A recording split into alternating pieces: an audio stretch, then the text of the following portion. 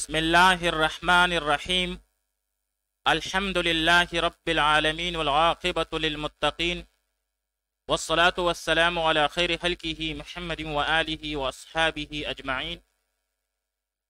آج زاد الطالبین میں ہمارا 64واں سبق ہے، جس میں ہم حدیث نمبر 57 کا ترجمہ، لغوی و صرفی تحقیق، تشریح اور ترکیب کے بارے میں پڑھیں گے۔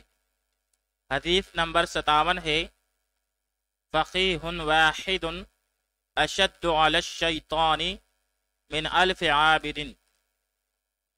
فقیہ واحد اشد علی الشیطان من الف عابد۔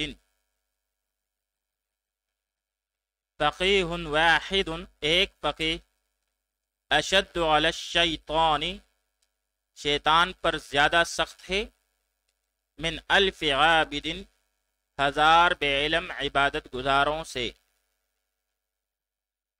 فقیہ واحد، ایک فقیہ، اشد علی الشیطان، شیطان پر زیادہ سخت ہے، من الف عابد، ہزار بے علم عبادت گزاروں سے۔ اب یہاں پر فقیہ بمعنی عالم، ذکی، علم فقہ جاننے والا، بہت سمجھدار، اس کی جمع فقہاء آتی ہے۔ باب سمع یسمع سے فقہ یفقہ فقہا و فقہا،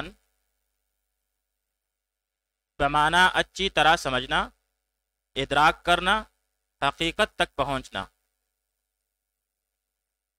اور باب کرم یکرمو سے فقہ یفقہ فقاہتا، بمعنی تیز فہم ہونا، قانون دان ہونا، فقیہ یعنی شریعت کا ماہر ہونا۔ واحد بمعنی ایک، باب ضرب یضرب سے بمعنی اکیلا ہونا۔ اسی سے احد بمعنی لا ثانی، بے نظیر۔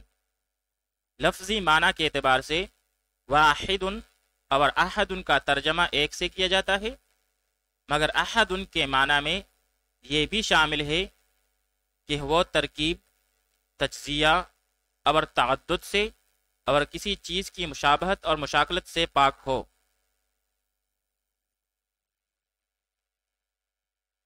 اشد باب ضرب یضرب سے اس میں تفضیل کا صیغہ ہے، شد یشد شدتاً بمعنی سخت ہونا۔ الف بمعنی ہزار، ایک لفظ ہے الالف بمعنی مانوس، ایک لفظ ہے الالف بمعنی الف یعنی حروف ہجا کا پہلا حرف۔ پھر باب ضرب یضرب سے الف یالف الفا بمعنی 1000 دینا، اور باب سمع یسمع سے الف یالف الفا و الفا و الافا بمعنی مانوس ہونا، عادی ہونا، پسند کرنا۔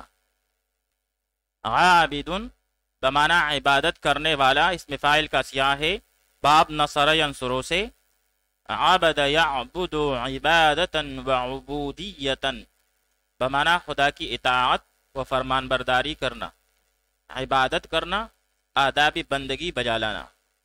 پھر باب سمع یسمع سے عابد یعبد عبدا و عبدتا بمعنی نادم ہونا، اور باب کرم یکرم سے عبد یعبد عبودا و عبودیتا بمعنی آبائی غلام ہونا۔ آئیے اب اس حدیث شریف کی تشریح کر لیتے ہیں۔ اس حدیث شریف میں فقیہ سے مراد وہ عالم دین ہے جس کا قلب و دماغ نور الہی کی مقدس روشنی سے منور ہو، تو ایسا عالم خود بھی شیطانی وسوسوں اور فریب کاریوں سے اپنے کو بچاتا ہے، اور کئی لوگوں پر سے اس کے حملے کو ناکام بنا دیتا ہے۔ ایک عارف کے بقول فقیہ وہ ہے جو اپنے مولا کے سوا کسی سے نہ ڈرے، اللہ کے سوا کسی کی طرف متوجہ نہ ہو، اور اس کے غیر سے طالب خیر نہ ہو، اور اس کی تلاش میں پرندے کی طرح اڑتا رہے۔ حسن بصری رحمۃ اللہ تعالی علیہ فرماتے ہیں کہ فقیہ وہ شخص ہے جو دنیا سے روگرداں ہوں، امور اخرویہ میں رغبت کرنے والا اور اپنے ذاتی عیوب کو دیکھنے والا ہو۔ اس حدیث کی شرح میں علامہ طیبی رحمۃ اللہ تعالی علیہ فرماتے ہیں کہ شیطان انسان کے لیے خواہشات اور شہوات کا دروازہ کھولتا رہتا ہے، مگر عالم دین اس کے مکر کو جانتا ہے، اس لیے وہ اس کے مکر سے محفوظ رہتا ہے، مگر عابد شیطان کی جال میں پھنسا جاتا ہے، اس کو معلوم نہیں ہوتا کہ یہ شیطان کا مکر و فریب ہے۔ آئیے اب اس حدیث شریف کی ترکیب کر لیتے ہیں۔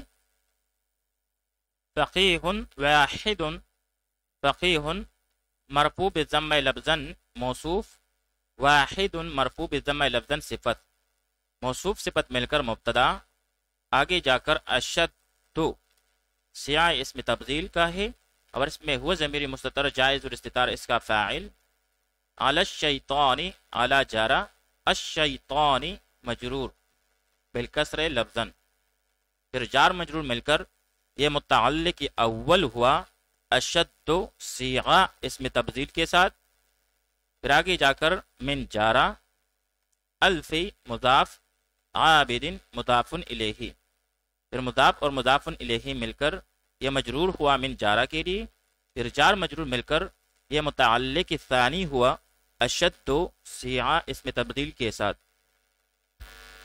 صیغہ اسم تبدیل اپنے ضمیر فاعل اور دونوں متعلقوں کے ساتھ مل کر یہ خبر ہوئی ما قبل مبتدا کے لیے، پھر مبتدا اپنی خبر سے مل کر جملہ اسمیہ خبریہ ہوا۔